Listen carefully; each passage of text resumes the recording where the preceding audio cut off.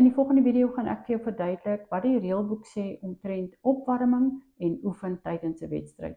Soos baie van julle weet, jy mag opwarm voor 'n wedstryd. Die reëlboek sê dit moet met toestemming van die beheerliggaam wees en daar word 'n sekere tyd daarvoor toegestaan. En dit moenie in dieselfde rigting wees as waarin jy in die oggend speel nie. Jy kan nie vir 'n jack speel of met 'n mat speel nie. Jy kan maar net balle rol om op te warm. Maar dan weet baie mense nie dat jy kan oefen tydens 'n wedstryd, so sê net maar jy het 'n baai. So jou span kan met 'n mat en 'n jack oefen. Hulle kan tot teen 'n ander span oefen wat ook 'n baai het, sou hulle wou.